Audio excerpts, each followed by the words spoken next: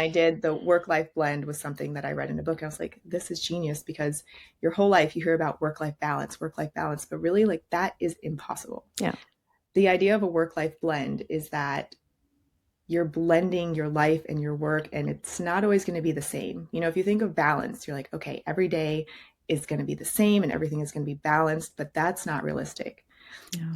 With a blend, I think of my life more as like, okay, some weeks might be really crazy and I might have 10 auditions and I might have to have a nanny for most of the week.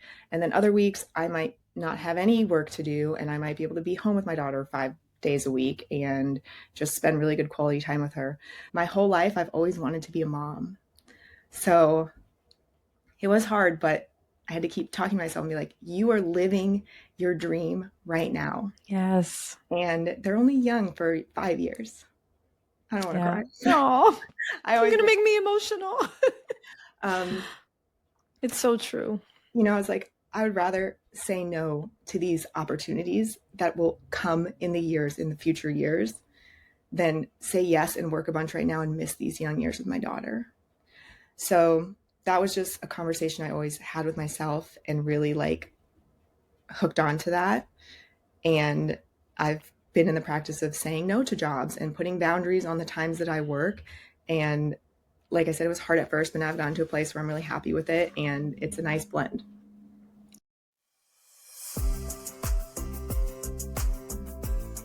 Welcome to Life and Love by Design. I'm your host, Odette Coronel, an accredited professional coach, relationship mentor, NLP practitioner, and coach supervisor. I have guided countless individuals and couples who feel stuck to step out of autopilot and create relationships and lives that feel intentional, joyful, and deeply fulfilling. Tune in every Wednesday where I'll share tools, conversations, practical strategies, and fresh perspectives so you can get more intentional about designing a life and relationship that truly fulfills you. So let's dive in.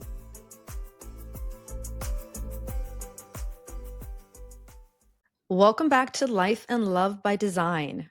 Today I'm joined by someone who embodies adventure, creativity, and heart.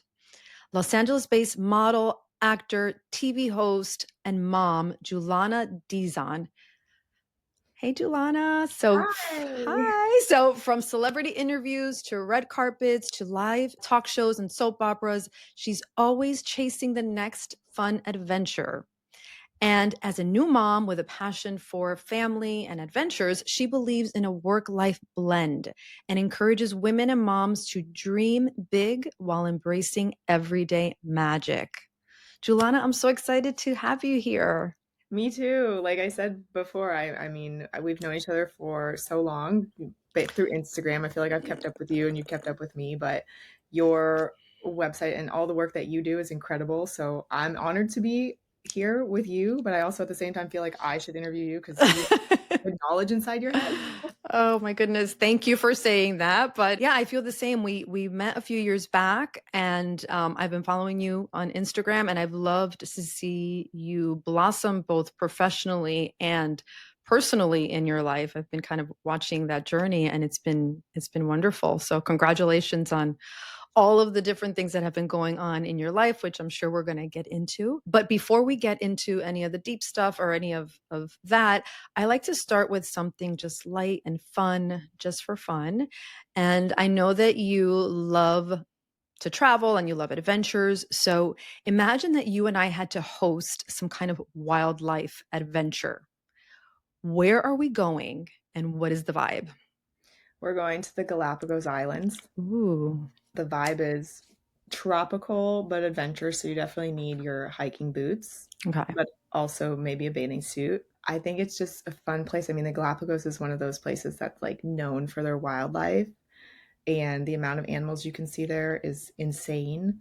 So I think the vibe, like if I were to make a Pinterest board about it, it would be like hiking boots, bathing suit, rain gear, camera. I love that. Have you ever been? No, I've never been. It's on my list. I love that. I love that. You know, full disclosure, I am not super outdoorsy. So like if there's a hotel nearby, which I don't think that there are many in the Galapagos. Camping. No, I'm not big into camping. I mean, I've done it. My girls were in Girl Scouts and we've done it, but I don't I don't love sleeping outdoors, but I do love nature and I do love, animals. So I would love to go just to observe all those amazing animals. Okay, so So we'll throw cool. a luxury resort on the Pinterest board. Yeah, exactly, exactly. Then I'm totally in. So cool.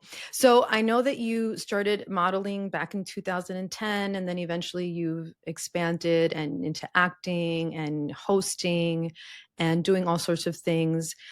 What was that transition like? How did you go from starting in the beginning, which I think actually in the beginning you were doing something completely different, and then the transition into the entertainment industry? Yeah, so I was in a totally different field. I'll give you kind of the short, condensed version of my career journey. But I went to Florida State. I studied biology. I got a degree in biology and chemistry. I worked with an animal training company. We trained exotic animals, and we used to do those education shows you might have seen at like some theme parks where they'll have the birds fly onto the stage and then they'll talk about the bird.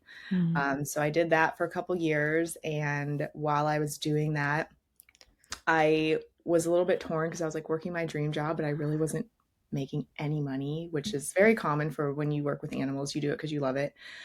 But on the side, I had always been a dancer in my past, so I was working at Busch Gardens with the animals, and I ended up auditioning for a show at Busch Gardens, and I got into it. So I that was kind of my transition into like show business. And then I got with Busch Gardens Entertainment. I was doing a lot of stuff with them. I eventually left the animal company and was full time. Like I was dancing, I was stilt walking, I was doing Oh, hosting for them, wow. doing like all kinds of crazy stuff. And it was so much fun. And then somewhere in that mix, I also started modeling. And funny story, my first modeling agency that I ever found was off Craigslist, which I don't know if I would recommend that now, but Yeah, that's kind of creepy, actually. I don't well, know. back in the day, they were like, yeah, it was like Yeah. the posting didn't seem weird, but it just when I emailed them, they ended up being a legit modeling agency. Okay, So I good, got good. I'm signed glad there. it worked out. Yeah, that was pretty cool. And then I was kind of doing the blend of like theme park performing and modeling for like 2 or 3 years, and then I got really busy with modeling, so that kind of took over and became my career. And after 3 years doing that in Florida, I kind of done like there's a lot of work in Florida, but there's also a ceiling for the brands that go there. I'd kind of done all the brands that go to Florida, so I went overseas. I went to South Africa for 3 months on a modeling contract, and then that's where I really started getting into TV commercials because they call Cape Town kind of like the Miami of the other side of the world because it's always got great weather. So a Yeah. lot of the European countries will go there to shoot their commercials during the wintertime. So I started doing TV commercials there. And then from there, I decided to move to LA. And then when I moved to LA, that's really where I like jumped into it more, got an agency specifically for acting. So I was doing modeling, TV commercials, and then I was kind of at this point where I was like, well, there's also acting and there's also hosting out here, which I've never tried, but I thought I could get into hosting a lot faster because for hosting, you just really have to be confident and practice your on-camera skills. Acting is a whole different thing. Usually a lot more goes into acting. Right, yeah. Memorizing lines and Yeah, and then there's so much a that goes lot of into other it. stuff, yeah. Mhm. So I started doing hosting. I found a great school, a great training program for hosting, and that's kind of how I got into that. But yeah, now I kind of do all of them, as they come because not one category is ever super busy all year round. So I feel like now I have a nice blend of doing all the things. Right. Yeah, you've had so many adventures. My goodness, I didn't realize that you started off by modeling in South Africa. Hmm. That's really cool. Do you find that I'm sure it is extremely different, but how different is it from LA and modeling here in the US? It was actually, I loved being there. I loved Cape Town. I always describe Cape Town as like a cheaper, more beautiful version of Los Angeles. It's like you go there, everybody is international, but everybody is super nice. The exchange rate is really low. So you could go out to a nice dinner. When I was there, you could go out to a nice dinner for like $30 instead of like $250. Wow. And then it was kind of just this time in my life where there's a lot of international like models that go there for the season. And it was just fun. It was the first time that I really was like away from home, living on my own, meeting international people. And I met a lot of people that they just do that. Like some models will just go from country to country every 3 months. And that's kind of like how they do their career. Like they'll be in Milan for 3 months, they'll be in Cape Town for 3 months, they'll go to, I don't know, Germany for 3 months. And they kind of just do that for years. Yeah. Yeah. That sounds like a lot of fun, but I'm sure that it's not easy. There's a lot involved to it. And one of the things that come to mind just in not just the modeling industry, but I think the acting industry, entertainment industry in general, is so much emphasis is also placed on your image and performance and appearance and perfection. How you're so grounded. Like I see you and you're very grounded and seem very aligned with who you are and your values and all of that. How have you been able to maintain who you are and just a healthy sense of self-esteem and who you are and your values while the pressure of being in front of the camera and being in that industry? Yeah, that's a good question. I think a lot of it has to do with kind of from where I started. I didn't go into life thinking that I wanted to be in this field. I kind of went into life with a whole different plan. I was very school focused. I was very like, this is what I want to do. And then also like having my academic background, I know I always had something to fall back on. I feel like that's kind of been a Yeah. big part to help me stay grounded. I've never really gotten caught up in the whole image and like all the things that people associate with Yeah. modeling, like the dieting and the like, I don't know, the crazy workouts and stuff that you would see like the Victoria's Secret Right. models doing. I also think that the category that I work in, which would be like commercial lifestyle modeling, is a lot more chill. Like I'm about 1 inch too short to do high fashion. And so from that, I automatically, when my career started, I would just do a lot of commercial brands. So they always want like smiley lifestyle. They just want happy. More natural and Yeah, more natural stuff. So I was lucky in the fact that I never got any pushback from any agents telling me like, you're too big or you're too thin or you need to do this or, you know, whatever things they might tell models. I never had any pressure like that. I also kind of have just had this like confidence in knowing what what jobs and directions that I book in and kind of like doubling down on the things that are working. so it sounds like you were really clear on the kind of work that you wanted to do. So not only did you not feel the pressure from your agents or other people, but you also were clear on the lane that you wanted to kind of stay in, which Yeah, helps yeah, and because you weren't trying to be something that you weren't or fall into a certain box. yeah, and I will say when I started, I there was a little bit of that. I kind of did try to do like the high fashion stuff, and when I would look at my pictures, I would realize too. I'd be like, this doesn't look great. This looks great, and the stuff that I was getting booked for, like I said, was the smiley, the natural people, like that kind of stuff. So yeah, I definitely did try a couple different things out in the beginning. Like I obviously you want to do Vogue, you want to do all the cool stuff like when you start modeling. But then after a while, like I remember people used to ask me like, "Well, what are you going to do after modeling?" And I was like, "Well, I think I can just do it forever," because what I saw was these lifestyle campaigns where first you're the young girl on the beach, and then you're the young mom, and then you're mom, and then you're the woman at the luxury resort getting out of the car, and then you're the grandma. So I think if you're like really like in commercial modeling, you can do that for your entire life. It's just like acting. Like they need actors that are all different ages, all different looks, all different shapes. And the same Yeah. is kind of true for commercial modeling. Yeah. And I think especially nowadays, there's a lot more opportunity than there used to be, even as you grow older and you evolve and just looking for more diverse looking people and also different sizes and things like that. I think there's a little bit, at least from compared to how it used to be, from an outsider's perspective, it seems like it's a little bit better in Mhm. terms of who you're seeing on screen and commercials and just in movies and in general and even for different brands and things like that. Yeah, the inclusivity is off the charts. Yeah. Yeah. So you are a mom now and a wife, of course. How do you stay grounded And you've mentioned that work-life blend, which I love that term, the blend, rather than not balance, but blend. How do you stay grounded and are able to kind of maintain that blend with your career and your role as a mom and all of that? It's been really challenging, but I listen to a lot of self-help books and authors. So I really look for education and guidance like in books. And I did the work-life blend was something that I read in a book. And I was like, this is genius because your whole life you hear about work-life balance, but really like that is impossible. Yeah.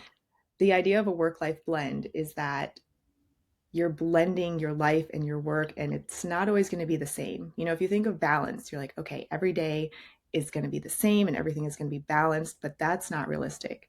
Yeah. With a blend, I think of my life more as like, okay, some weeks might be really crazy and I might have 10 auditions and I might have to have a nanny for most of the week. And then other weeks, I might not have any work to do and I might be able to be home with my daughter 5 days a week and just spend really good quality time with her. So, what I try to do and how I've kind of set up my life now is I have Tuesdays, Wednesdays, Thursdays are kind of like my working days. And I have clients that I work with on those days scheduled every week. And then Mondays and Fridays, I try to keep just as like mom days. So I'll spend the whole day with my daughter. I'll really like lean into that for the day. I'll try not to do hardly any work, maybe just a few emails, but I really focus on being the best mom I can be. And I've also been okay with saying no to a lot of stuff. Like I'm definitely not working at the level that I was working at before I had my daughter, but my whole life I've always wanted to be a mom. So it was hard, but I had to keep talking to myself and be like, you are living your dream right now. Yes. And they're only young for 5 years. I don't want to Yeah. cry. Oh, I you're always going to make me emotional. um, It's so true. you know, I was like, I would rather say no to these opportunities that will come in the future years, than say yes and work a bunch right now and miss these young years with my daughter. So that was just a conversation I always had with myself and really like hooked on to that. And I've been in the practice of saying no to jobs and putting boundaries on the times that I work. And like I said, it was hard at first, but now I've gotten to a place where I'm really happy with it and it's a nice blend. Yeah. Oh my goodness, that really resonates with me. I love the term blend. And you're right, it's not always going to look perfectly balanced. It's about this is what's working right now. And also deciding this is all important to me. My career is important, my family is important, my child is important. But right now, I want to prioritize while she's little, spending time with her while still maintaining your career and not losing yourself. But you are also like valuing this time with her, which you're right, it goes so quick. Yeah. It goes so fast. My I mean, three, you know, how old is your daughter now? oh my goodness. Well, my oldest is 26 and just got married. Oh, You actually never met her. And yeah. then Olivia, my middle daughter, the one that you know, she's 22. She graduated college already. And my youngest is 21. And it's so important to, spend that time with them. It goes so quickly. It's very valuable what you're doing. And also not lose yourself. Are you feeling stuck, afraid of change, or just questioning the way you're living? Many of my clients come to me feeling disconnected, unfulfilled, or simply uncertain about what's next. Whether it's a relationship that's lost its spark, or a purpose that's faded, or patterns that keep repeating. As a professional accredited coach, relationship mentor, and coach supervisor, I support individuals and couples in reconnecting with themselves and each other. Take the first step and book an introductory consultation with me, and together we'll begin designing a life and a relationship that feels authentic, intentional, and entirely your own. Yeah, and that was the thing too. I mean, the word priority is a good pinpoint word because I know that being a mom is my priority. But at the same time, like you said, I was very conscious of the fact, like while I was pregnant, about not losing myself. That's why I didn't want to stop working altogether because I didn't want to have to pick up from zero, but I also didn't want to work too much that I was never home. So that's really why I feel like I've found a good blend there. Like I'm still actively working on my career. I still do commercial auditions. But I don't really do any theatrical stuff right now. And I don't really do any hosting stuff right now. So I'm pretty much just doing like modeling and commercials. And I'm still actively like working on my portfolio. Like I'll still do photo shoots and stuff like that, but I'm not saying yes to every job. And I'm much more conscious of my time and how much my time is worth. Yeah. Yeah. And it's important to remember, and as an older mom, I can tell you there's no right or wrong, right? You do what's best for you in the moment and you get to decide and you get to change your mind, each year as time goes on. And my children are grown now, but I feel like I still have so much to offer and so much going on. I'm still so excited about life. So it's not like life is over, when the kids grow up and then, you're old. And yes, I'm older, but I still have stuff to offer and everything. So, but you get to decide how much you want to, do now and how much you want to just kind of wait for the right time. You get to decide, which is Totally. pretty And cool. I look up to women like you as my mom inspiration because I Oh, can thank see you. like you're still doing big things, you're chasing your dreams. So I always have that in the background, but yeah, just trying to find Yeah. the Well, blend, always thank trying to find you. the blend. Yeah. Thank you for saying that. Yeah. Life is exciting and we're constantly growing and learning and evolving. And I think what's important to remember with our children is that developing that relationship from the time they're young, instilling values in them and continuing that relationship, because one thing that has been a big like aha moment for me as a mom is they're little for such a short time, but most of the relationship that we're going to have with them is them being adults. So we have to make sure that that relationship, it starts when they're children and it continues to evolve and change as they grow and evolve and change, Mm-hmm. which is really cool, I think. And I think you're a great role model for your daughter right now. Oh, She's thanks. so cute.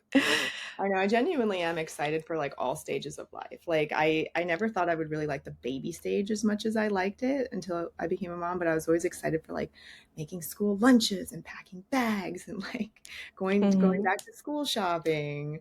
I don't know. I just feel like I can see all the different stages ahead of me and I'm excited for them all, but I'm also like Mhm. trying to appreciate and hang on to the one that we're in right now because I know it's Mhm. going to go Yeah. soon. Yeah. Yeah. You want to cherish that. I want to go back to the word confidence that you used it before and you are very self-assured and you seem very confident and you said you were confident in your choices and what you wanted to do even early on in your career with the type of work that you wanted to do. What about women? What would you say to women that are kind of struggling and doubting themselves and feeling not enough or losing that sense of self-worth? Where can they find that? Or how can they tap into that? Just thinking about your own experience and your ability to be able to have that confidence. I think your intuition and your gut feeling, and this is something that like I've also been practicing a lot because once I became a mom, it was like everything shifted. Like everything I thought I knew about myself turned into something else, and now I'm trying to refigure it out. But I've personally been trying to practice like always following my intuition because when something pops up, you'll get a feeling like you'll know the answer, and then your brain will try to like talk you out of it or convince you of something else, or you'll second guess it and you'll go back and forth with yourself. So I think following your gut feeling, like my mom always told me to from the time I was little, she said, always trust your gut, which I think is a really important piece of advice for women, especially. I feel like we do have like a special gift for feeling Mm-hmm. things that are right and wrong. But even with figuring out what you might be interested in, where you want your life to go, like if you think about yourself in scenarios, one of them will feel good, or practice that. Like I said, I listen to a lot of self-help books, a lot of books Yeah. about manifesting and creating your dream life. And one of the exercises that we do is like close your eyes. If there's a question that comes up, like, do you want to go to Africa for 2 months? Close your eyes, picture yourself saying yes and like being there and doing the thing and see how it feels. And then picture yourself saying no and it could be different further because maybe some people love to travel, maybe some people don't love to travel. Mm-hmm. So I've used that a lot, and just kind of seeing how it feels in my body, and Mm, then trying to like lean into and go with those answers instead of let my brain talk myself out of it. yeah. So it's trusting your own gut instinct. It's Mhm. really pausing and checking in with yourself. And really, our body is an antenna for everything. And our body sends us signals and messages. So we just need to kind of slow down enough to listen to that and see what it feels like. Yeah, that's And tough. yeah, and it's also, I think of confidence is about really Hmm.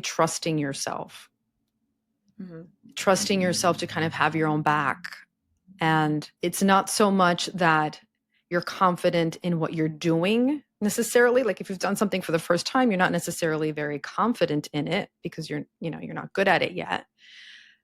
But you trust yourself, you're confident in your ability to do your best or to be okay no matter what, or to be willing to make a mistake or to be uncomfortable or to fail or to be embarrassed. Like you have to kind of trust yourself enough to be able to tolerate those things. And that's the confidence. The confidence kind of comes after you dare to do those things, I Yeah, and think. also being humble. Like whenever I do something for the first time, or if I'm in a place that's Yeah. new, I ask questions and I ask people. Like if Yeah. I'm visiting a new city and I'm lost, I ask everybody I see, "Hey, Yeah. where is this place?" Or if I'm trying a Yeah. new job, or, I don't think there's any shame in asking people if you're doing something for the first time. Of course. Yeah. Exactly. Trusting that you can do that you can just ask. You don't have to know it all, which is great. So I want to ask, I know that we haven't talked about your hubby, your hubby, Carson. He is also in the entertainment industry. He's an actor. He's actually on Days of Our Lives, right? Yeah, he's on his fifth year. Wow, that's amazing. So I am a GH fan. I watch General Hospital. I don't watch Days of Our Lives, but I know that Carson is also doing right now. He does that tour. He sings in the band with Wally. And Wally, which is on General yeah. Hospital. He's Ned Quartermain. And I've gone to some of those, not Carson's, not the one that Carson's in, but in others. And next time Carson is in town, I will definitely go see him. It's really cool. But my question to you is, you're both kind of in the same industry. And I'm wondering, like, what is that like? Do you find that that's in some ways easier because you kind of understand the industry and you know like what it entails in terms of like the hours and things like that? Or do you find that it's more challenging in some ways because you're both kind of have, difficult hours or things like that? What is that like? I definitely think that it's helpful. I think it's helpful to have a partner that understands the ins and outs of being on set, that understands that you might have to be on set for 12 hours and you won't have your phone, and what that feeling is like. Because, for example, I could think, if I wasn't in the industry, that he was just on set sitting around most of the day doing nothing, which sometimes you are. But I also understand that being on set, there is this weird state of limbo that you're always in, because you're always ready to go on stage even though they don't need you. So it's not really like you're just sitting around doing nothing all day. You're kind of in this state of being ready to perform. And like I said, I think it's just easier that we both get it. Like, I know what he's doing, he knows what I'm doing, we understand auditions, we can help each other with auditions. The difficult part is the scheduling sometimes, because we usually get his schedule at 4 p.m. for the following day. And my schedule also, I get lots of last minute things. So that is another factor that plays into how we manage our work life thing. We are very lucky. We have a very reliable nanny that works with our schedule. And we pretty much have a couple days that we have her set. Like I said, those are my working days. So for me, I will accept jobs that are within those hours. And if it's anything different, then we have to talk about it and see if we can get childcare coverage. So that part is a little bit difficult. But yeah, I think it would be harder to maybe have a partner that didn't understand. Yeah, I can see that. I can see that. You both really get the industry, so you know what to expect. And I think that's true even for, my family, husband and I always had our own business together, and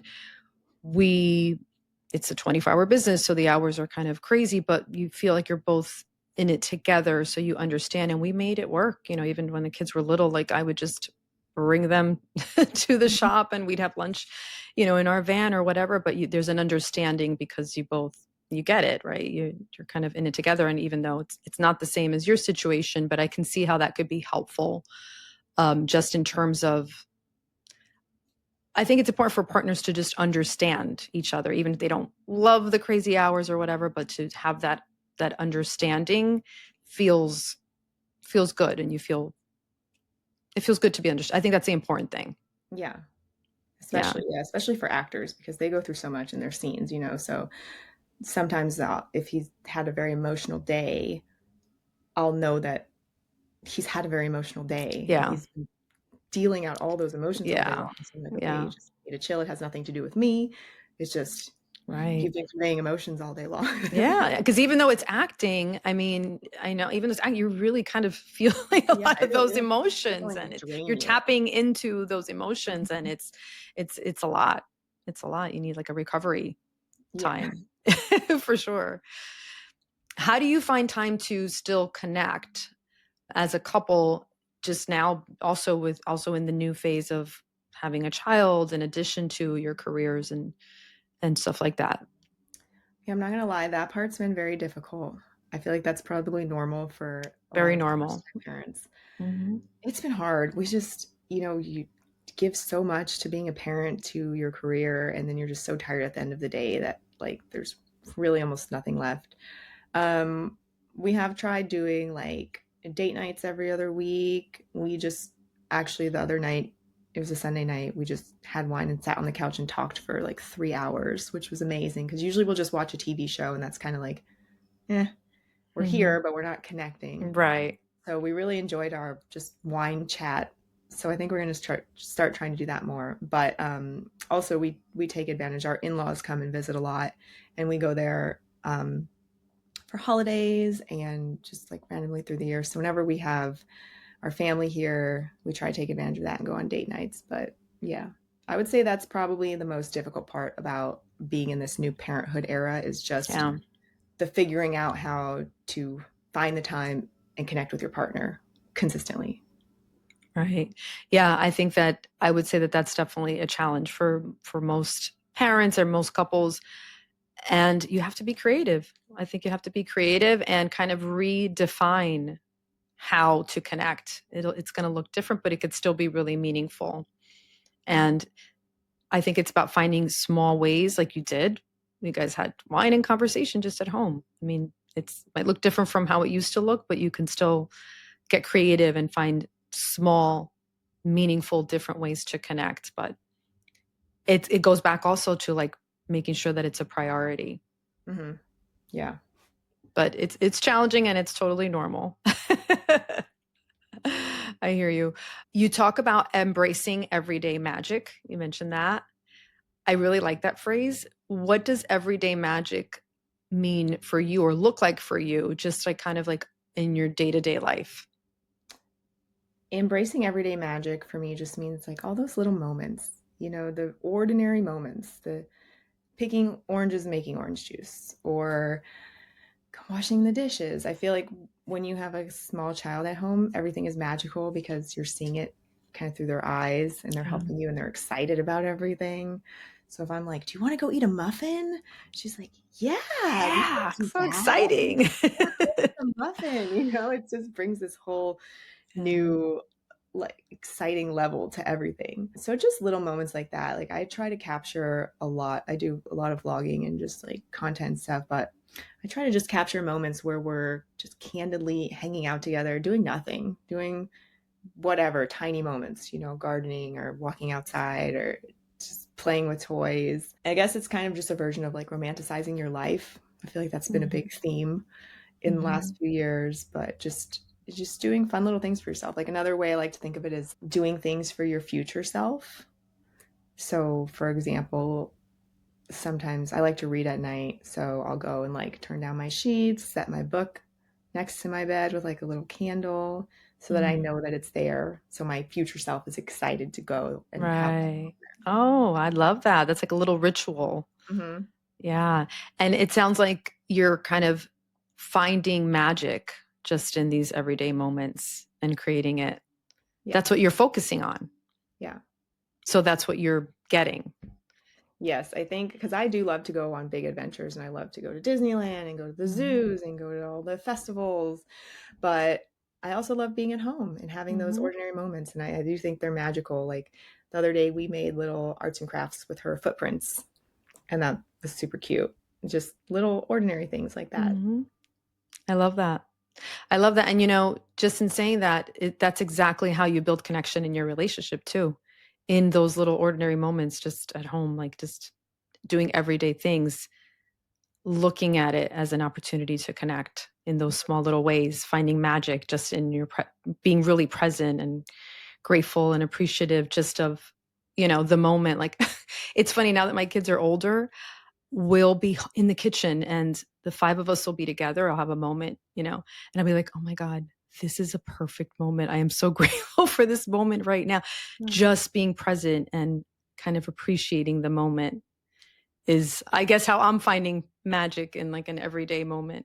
Oh, that's sweet. Yeah, I think presence is a big thing for me too. I've really focused on that a lot since becoming a mom. Like I don't ever have my phone. If I'm spending time with her, I rarely am checking my phone, and I'm okay with that. I'm like, if there's an emergency, I'll know, right? But my emails can wait. Like I very rarely are things life or death situations. So I don't have any guilt about not responding to people right away when I'm with my daughter. And I just try to be very conscious about that. You know, like we do the TV a little bit, but I also think like, oh, it's just screens and stuff. Like it does kind of take away from being in the moment. Yeah. Like Wow. That's great that you're able to do that. Like just shut off your phone and have that boundary. well, I don't shut it off. I just don't You check just it. don't. Okay. You just keep it on the side. Yeah. Or like if I'm doing stuff, I mean, I almost with like, I won't really take phone calls if I'm Okay. spending time with her, unless it's Right. family or we're doing FaceTime or something. But I won't just randomly like pick up the phone and talk to somebody because I just want to be in that moment with her. Yeah. Whatever we're doing. Yeah, that's important. I always talk about being present and being intentional with whatever you're doing. And it sounds like that's exactly what you're doing. You know, looking back, was there something that you had to kind of unlearn about what success means or what beauty means or being a woman, a belief that you had that you kind of had to unlearn in order to really be more yourself and really love yourself? I think one thing that I'm trying to unlearn is that you don't have to do it all. Mm. I feel like I always looked up to these women and they were like, they do it all. They have an incredible career in this. And some of them did. Like, I'll give the example, like Reese Witherspoon is one of my idols. I just think she's an amazing mom. She has this incredible career. She's built this huge, like billion-dollar company. But a lot of those women have help, you know? And I think one thing I'm trying to unlearn is like, I don't have to do it all. I don't have to clean my entire house and do all of my dishes and take care of my child and build my career at the same time and email all the people. Like you can have people help you with that. You know, you can have, that's why you have, like for us, that's why we have our agents and our managers to like send out pitches and do that stuff and help us with that. Like, you know, we're lucky that we have childcare here to help give me time as a mom so that I can work on some of my goals. So I think that is one thing, because one thing that used to hold me back a lot is that I would just make myself busy. Like before I would start doing any of the things that I wanted to do for myself, I would feel like, oh, I have to clean the whole house, or I can't get started working until the entire house is clean.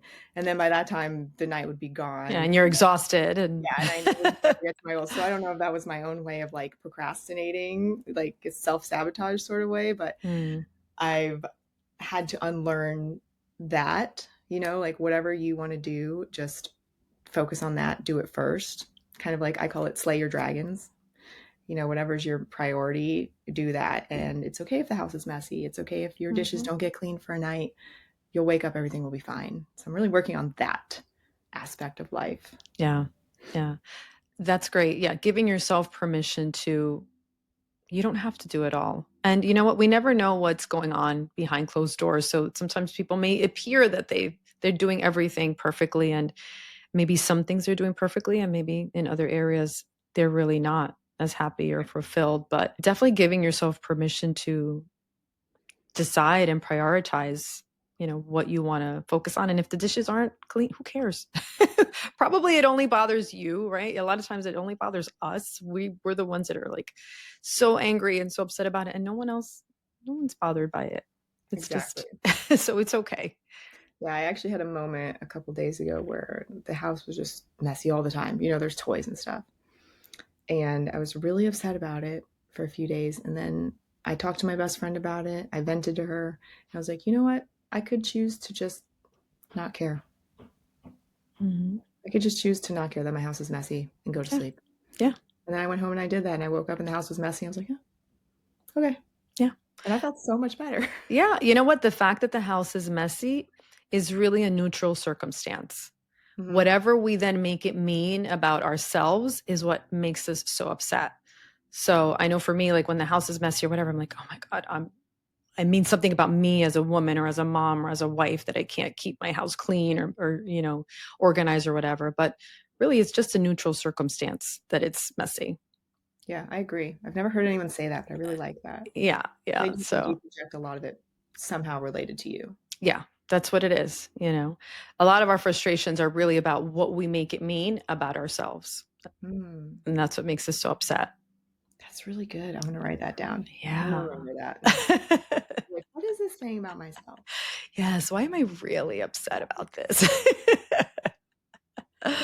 So, on this show, it's called Life and Love by Design, and it's all about, intentionally designing the life and the love that you want.